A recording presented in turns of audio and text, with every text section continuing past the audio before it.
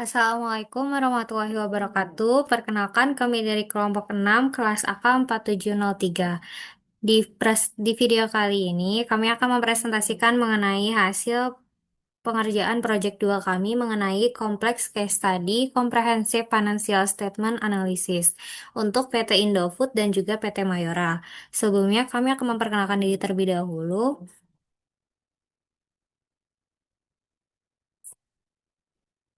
Perkenalkan, nama saya Naura Syara Putri Diana. Perkenalkan, nama saya Agnia Halim. Perkenalkan, nama saya Isfida Vina Sitaderta. Perkenalkan, nama saya Karina Hakim. Perkenalkan, nama saya Alia Melwajaya Priyanti.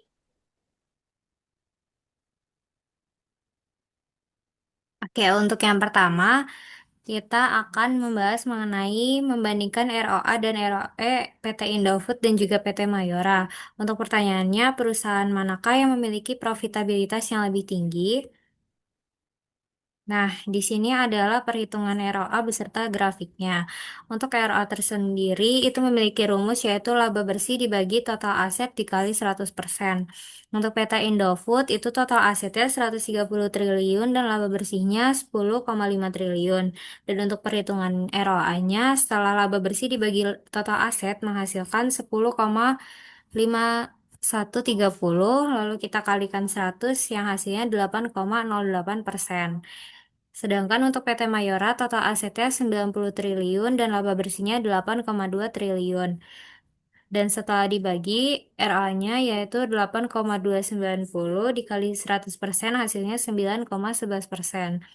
Jadi, Mayora menunjukkan efisiensi yang lebih baik dalam penggunaan aset. Hal ini mengindikasikan bahwa setiap unit aset yang dimiliki Mayora mampu menghasilkan laba yang lebih tinggi dibandingkan PT Indofood. Untuk keunggulan ini bisa berkaitan dengan struktur biaya yang lebih terkendali, margin keuntungan produk yang lebih tinggi, atau strategi investasi aset yang lebih selektif. Dapat dilihat juga untuk di grafiknya bahwa PT Mayora memang jauh lebih tinggi dibandingkan PT Indofood. Selanjutnya yaitu untuk perhitungan ROE atau Return on Equity yang rumusnya adalah laba bersih dibagi total ekuitas dikali 100%. Untuk PT Indofood itu total ekuitasnya 50 triliun, laba bersihnya 10,5 triliun. Setelah dibagi hasilnya yaitu 10.550 kita kalikan 100 yang hasilnya 21,00%. Untuk PT Mayora itu total ekuitasnya 35 triliun dan labanya 8,2 triliun. Setelah dibagi hasilnya yaitu 8.235 kita kalikan 100% yang hasilnya 23,43%. Sehingga Mayora menunjukkan hasil yang lebih tinggi juga dalam pengembalian ekuitas. Berarti pemegang saham Mayora memperoleh keuntungan yang lebih besar dari investasinya mereka. Hal ini dapat menjadi cerminan juga dari struktur modal yang lebih optimal atau strategi bisnis yang menghasilkan margin keuntungan lebih tinggi.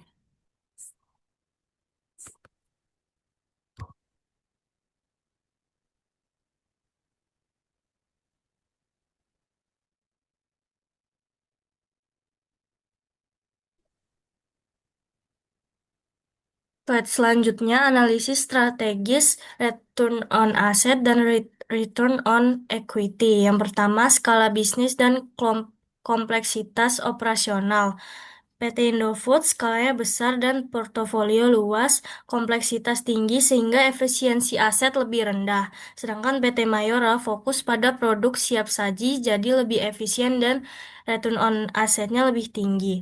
Kedua, struktur permodalan dan investasi. Mayora lebih optimal dalam penggunaan ekuitas karena return on equity lebih tinggi yang efektif mengonversi modal menjadi laba.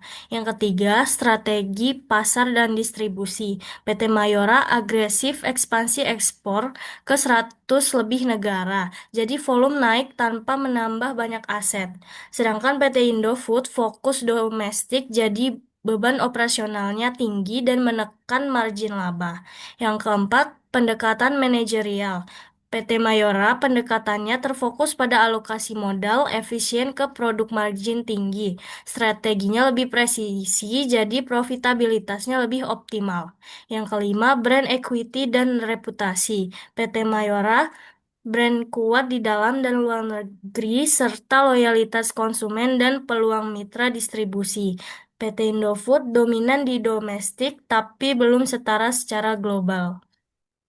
Next slide. Oke, lanjut yang kedua yaitu kita menggunakan asumsi pertumbuhan pendapatan tahunan sebesar 7% untuk PT Indofood dan 8% untuk PT Mayora. Pertanyaannya adalah proyeksikan pendapatan untuk 5 tahun ke depan. Nah, untuk melihat gimana proyeksi 5 tahun ke depan itu menggunakan rumus Rn sama dengan R0 dikali 1 ditambah G pangkat N. Untuk R0 itu pendapatan awal atau tahun dasar, untuk G tingkat pertumbuhan tahunan, dan untuk N jumlah tahun ke depan. Nah, ini adalah tabel hasil perhitungan untuk PT Indofood, yang dimana keterangannya R0-nya 110 triliun, dan untuk G-nya adalah 7%, yang kalau kita desimalkan menjadi 1,07. Untuk N-nya itu akan menghitung 5 tahun ke depan. Nah, kita hitung mulai dari 2025 di tahun sekarang dengan memasukkan angka ke dalam rumus, yaitu 110 dikali buka kurung 1,07 pangkat 1, yang hasilnya yaitu 117,70. Dilanjutkan di 2026 kita masukkan sesuai rumus dan mendapatkan hasil 125,94.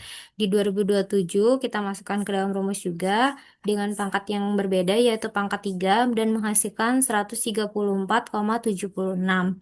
Di 2028 dengan pangkat tahun keempat, yaitu menghasilkan 144,20, dan di tahun terakhir, di tahun kelima, menggunakan pangkat 5, menghasilkan proyeksi pendapatan sebesar 154,30. Nah, ini adalah hasil dari gambaran grafik dari proyeksi pendapatan PT Indofood untuk 5 tahun ke depan akan selalu mengalami kenaikan di pendapatannya untuk 5 tahun ke depan. Selanjutnya yaitu akan melihat proyeksi pendapatan 5 tahun ke depan untuk PT Mayora dengan keterangannya R0-nya 85 triliun, untuk G-nya atau persentasenya yaitu 8%. Kalau kita desimalkan menjadi 1,08 dengan jangka waktunya untuk 5 tahun juga. Nah, ini adalah hasil perhitungan berupa tabel dari 2025 sampai 2029 juga. Di 2025 kita masukkan rumusnya, yaitu 85 dikali buka kurung 1,08 di pangkat 1 untuk tahun pertama, menghasilkan proyeksi pendapatan sebesar 91,80. Di tahun yang kedua, di 2026, menghasilkan proyeksi pendapatan sebesar 99,14 triliun. Di 2027, di tahun ketiga, menghasilkan pendapatan sebesar 107,07. Di tahun keempat, yaitu 2028, menghasilkan proyeksi pendapatan sebesar 115,63, dan di tahun kelima di 2029 menghasilkan sebesar 124,88. Nah, ini juga merupakan gambaran grafik untuk proyeksi pendapatan PT Mayora. Nah, untuk PT Mayora juga akan mengalami kenaikan pendapatan selama 5 tahun ke depan.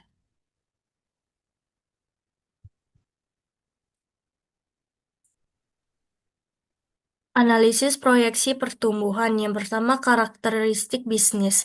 PT Indofood diversifikasi produk dan skala besar sehingga pendapatannya stabil.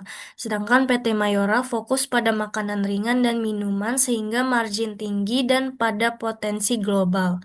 Yang kedua, strategi ekspansi. PT Mayora ekspansinya udah internasional dalam Asia dan Afrika sehingga mendorong pertumbuhan yang lebih cepat. Yang ketiga, implikasi keuangan. Proyeksi pertumbuhan memberikan sinyal positif untuk arus kas masa depan, valuasi saham, keputusan dividen, dan pembiayaan. Yang keempat, dampak manajerial. PT Indofood perlu evaluasi efisiensi dan ekspansi global, sedangkan PT Mayora perlu menjaga kontrol kualitas dan efisiensi distribusi. Yang kelima, kesimpulan strategis, Indofood secara stabil dan kuat secara volume. PT Mayora akselerasi pertumbuhannya lebih agresif. Keduanya menunjukkan prospek positif dengan strategi yang berbeda. Next slide.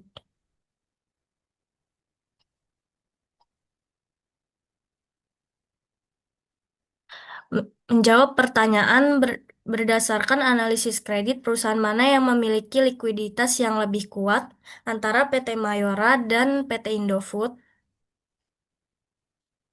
Next slide. Berikut perbandingan likuiditas PT Indofood dan PT Mayora. Adapun dua rasio utama yang digunakan untuk mengukur likuiditas, yaitu rasio lancar atau disebut current ratio dan rasio cepat atau quick ratio.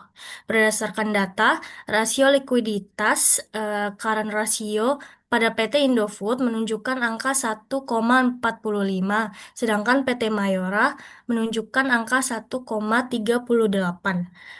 Sedangkan quick ratio pada PT Indofood menunjukkan angka 0,85 dan PT Mayora 0,78.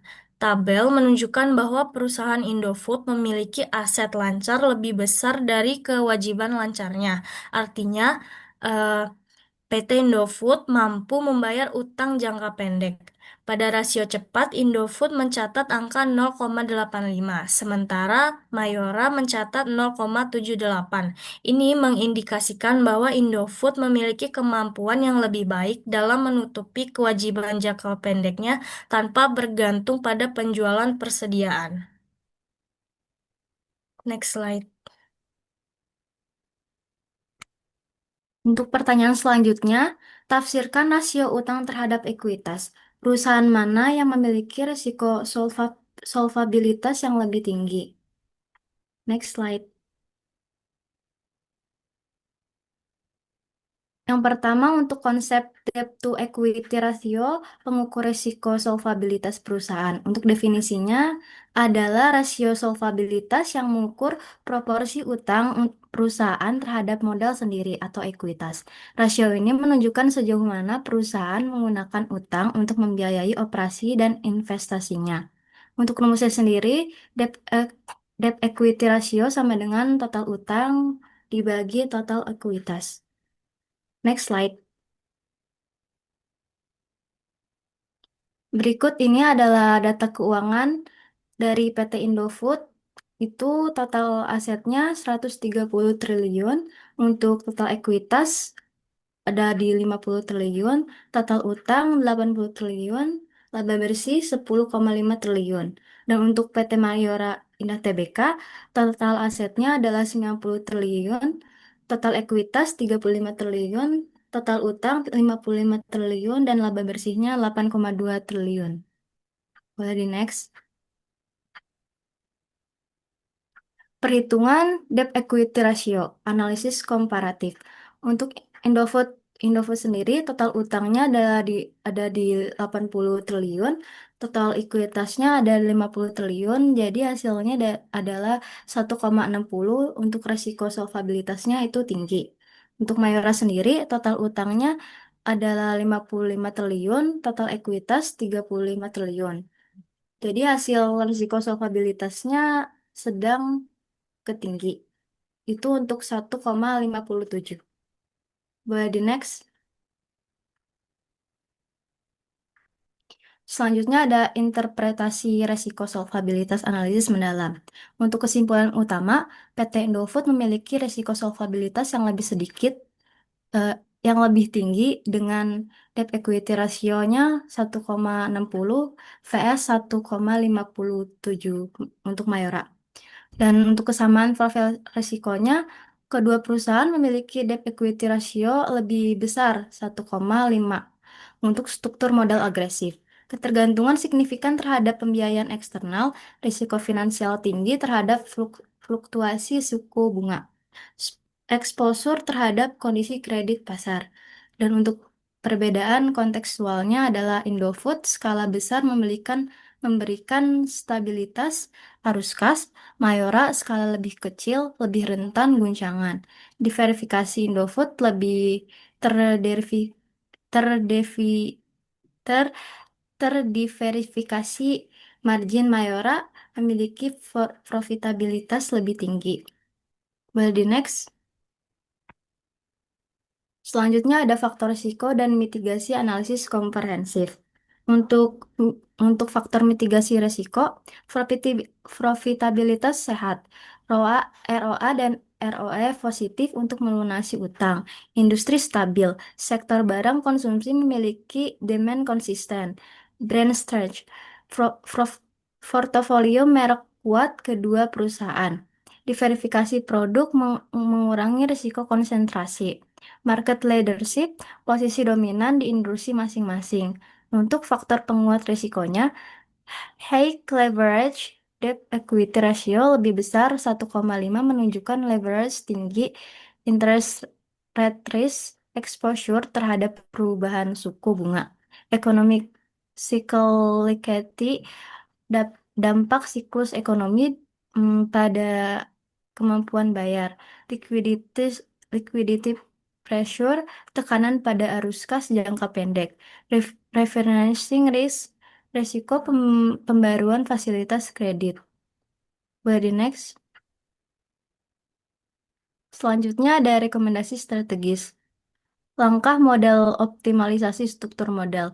Untuk PT Indofood, debt management strateginya restrukturisasi utang yang lebih ketat.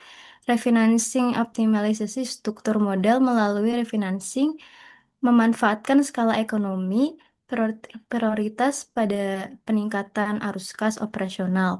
Untuk PT Mayora, pemantauan ketat kemampuan bayar.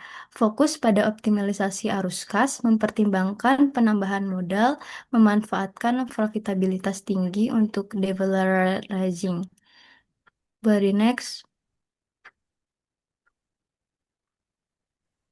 Untuk yang selanjutnya, pada bagian 5, menganalisis rasio pasar atau market to book rasio terhadap buku.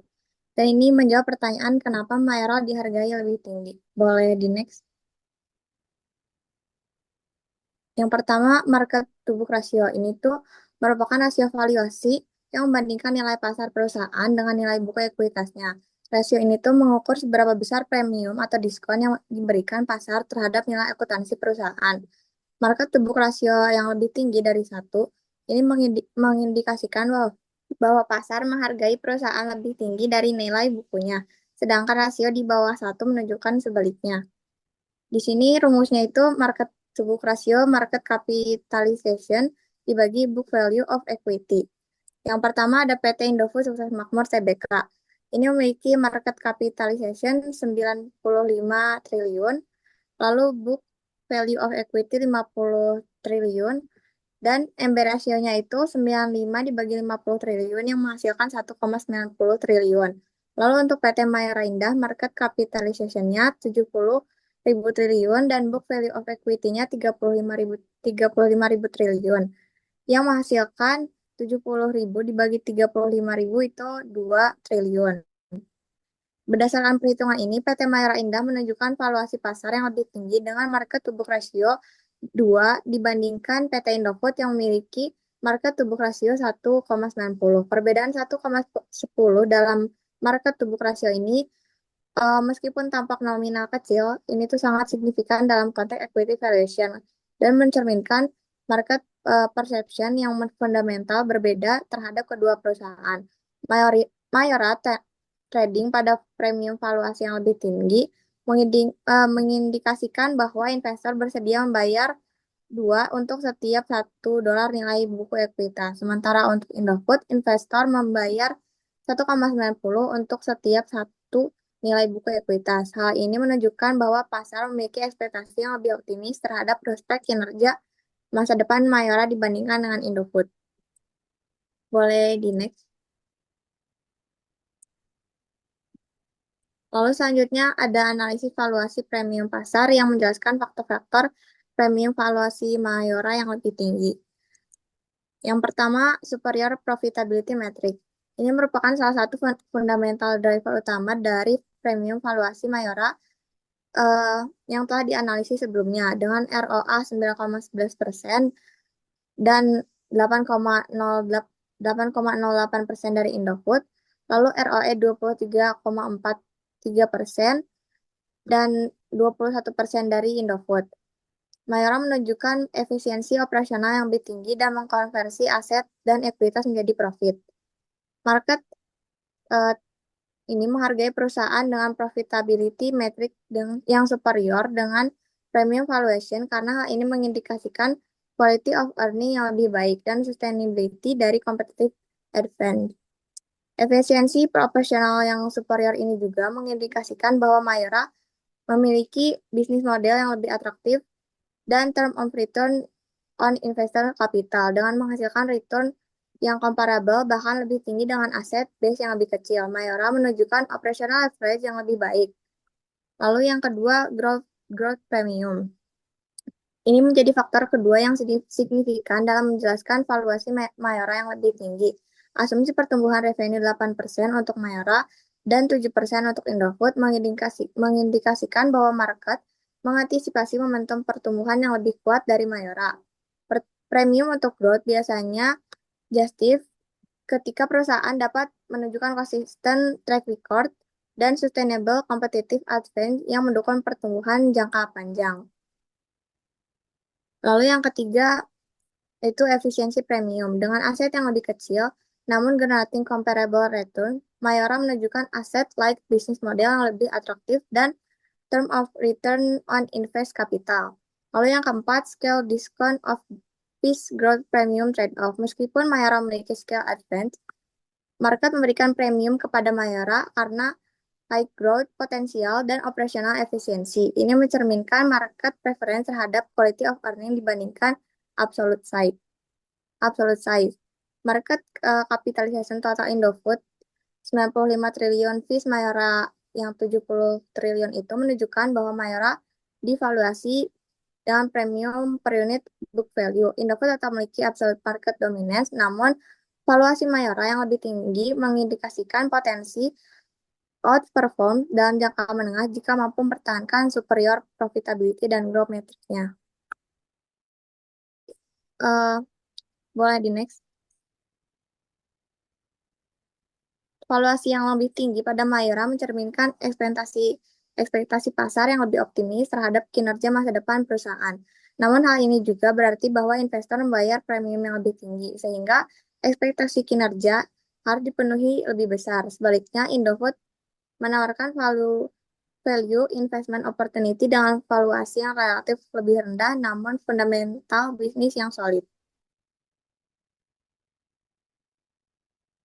Boleh di next.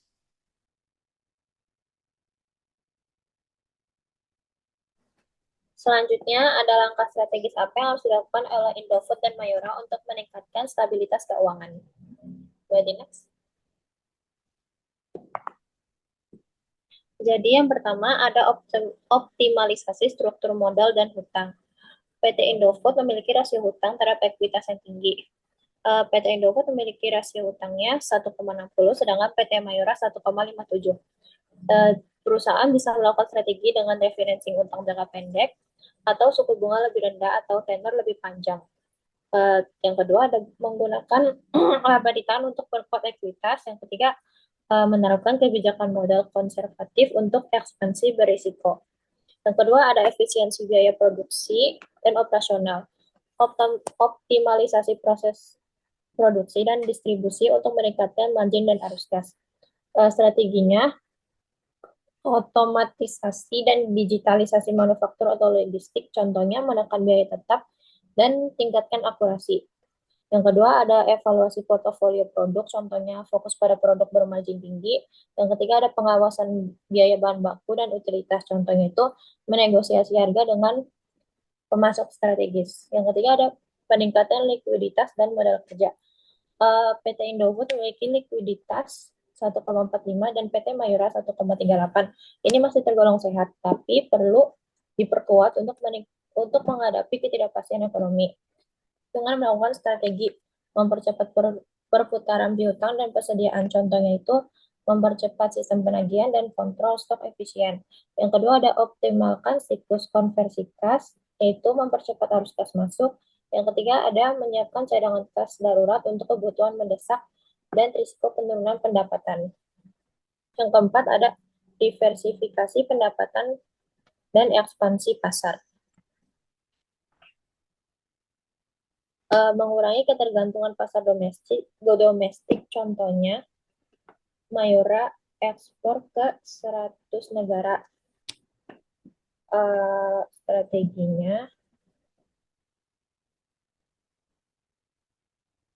Strateginya target pasar negara berkembang, yaitu di Asia Selatan, Afrika, dan Timur Tengah. Yang kedua ada inovasi produk sesuai tren global, yaitu dengan cara sehat, ramah, dan lingkungan. Yang ketiga ada membangun kemitraan dengan distributor global dan platform e-commerce lintas negara. Boleh di next? Yang keempat ada penguatan sistem manajemen risiko. Tujuannya adalah untuk menjaga stabilitas keuangan dan operasional menghadapi volatilitas eksternal. Strateginya itu melindungi nilai terhadap risiko nilai tukar dan suku bunga untuk menjaga kestabilan arus kas dan margin keuntungan. Yang kedua ada pengembangan SOP untuk mengantisipasi gangguan logistik, kelangkaan bahan baku, dan bencana operasional. Yang ketiga ada menahan ekspansi berbasis hutang baru di masa krisis dan membangun cadangan kas. Yang keenam ada transparansi keuangan dan tata kelola. Good corporate governance penting untuk menarik investor dan menjaga kestabilan keuangan. Fokus utamanya itu transparansi keuangan, laporan keuangan, yaitu memberikan informasi utang, proyeksi, pendapatan, dan penggunaan dana disampaikan secara jelas dan rinci. Standar akuntansi dan audit yang ketat, memastikan integritas dan akurasi informasi kepada seluruh pemangku kepentingan. Yang ketiga ada pengawasan internal dan eksternal. Peran aktif Dewan Komisaris dan Komite Audit sangat krusial. Selanjutnya ada stabilitas Indofood dan Mayora ditopang oleh kombinasi strategi keuangan, operasional, dan manajerial. Contohnya itu pengelolaan utang yang hati-hati, efisiensi biaya, dan ekspansi pasar yang terukur dan berkelanjutan.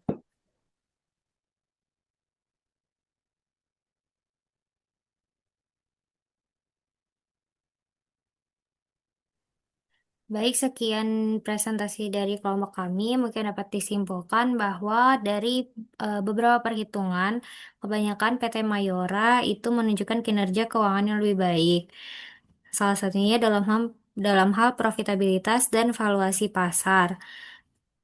Namun, secara keseluruhan, analisis ini dapat memperlihatkan pentingnya pendekatan multidimensional dalam menilai kondisi keuangan suatu entitas, yang dimana tidak hanya cukup melihat dalam satu aspek, tapi perlu dipertimbangkan dengan berbagai faktor, yaitu adanya profitabilitas, likuiditas, struktur modal, valuasi pasar, serta proyeksi kinerja ke depannya. Sehingga hal ini menunjukkan bahwa analisis laporan keuangan tidak hanya relevan di ruang akademik, tetapi juga sangat aplikatif dalam praktik bisnis yang nyata. Sekian dari kami, kurang lebihnya mohon maaf. Wassalamualaikum warahmatullahi wabarakatuh.